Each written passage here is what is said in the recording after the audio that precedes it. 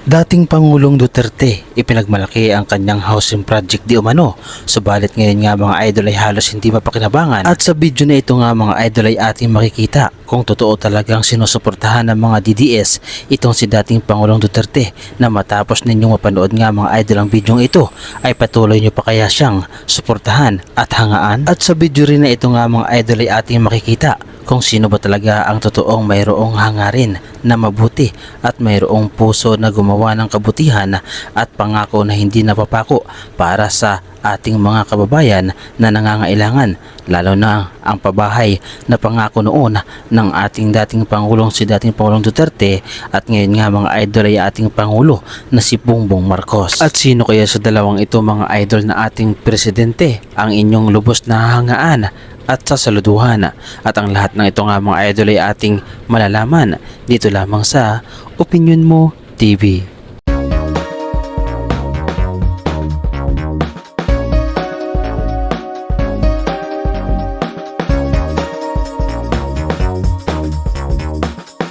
Simula nang naging Pangulo nga mga idol si dating Pangulong Duterte ay marami siyang ipinangako, at kabilang nga sa pangakong ito nga mga idol ay ang libreng pabahay para sa mga ating kababayan na lubos na mahihirap at kailangan ng libreng bahay. Subalit paano na lamang mga idol kung malaman ninyo na ang pangakong ito nga mga idol ay kanyang ginawa naman, subalit hindi naman mapakinabangan ng taong bayan. At matapos nga mga idol ang proyektong ito ay tila nakatiwangwang na lamang at hindi na tinirhan ng tao. Subalit ang malaking katanungan dito mga idol ay bakit ito nangyari at bakit ito naiwang nakatiwangwang at tila sira-sira na.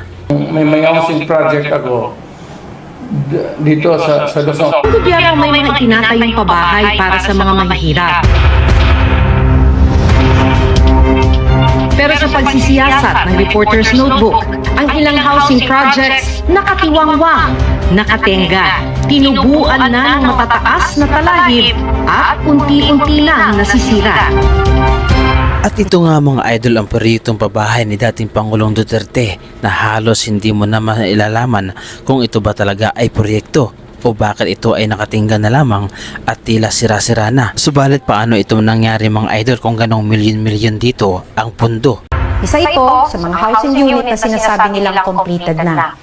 Yung dingding, parang basic coating lang. Yung lababo, maliban sa basag-basag na yung tiles, walang lababo. Dito sa CR, kung sisilipin ninyo, wala namang toilet bowl. Paano man to sa ganitong sitwasyon ng mga housing project na milyon-milyong piso ang halaga? May housing project ako dito sa Luzon. At ito nga mga idol ang mga pabahay at resulta ng mga ginawa noon ni dating Pangulong Duterte.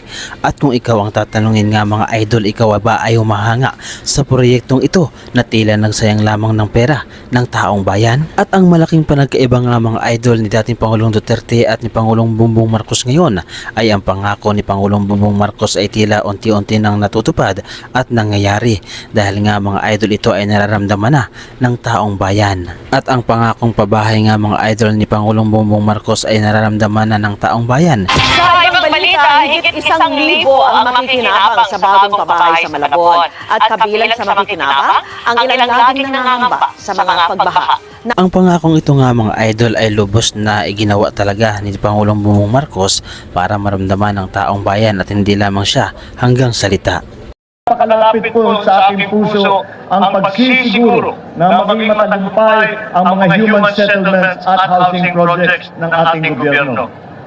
Isa po sa mga binibigyan nating prioridad ang magbigyan ng solusyon ang napakatinding kakulangan ng pabahay dito sa buong Pilipinas. Ngayon nga mga idol ay sabihin ninyo kung sino ba ang tapat na maglingkod sa taong bayan at sino ba talaga ang may puso at malasakit sa ating mga kababayan na labis na nangangailangan, lalo na ang pabahay. Ano ang masasabi ninyo mga idol sa reaction video na ito? At ano ang inyong opinyon patungkol dito? Ibahagi nyo naman mga idol ang inyong reaction at opinyon sa ating comment section.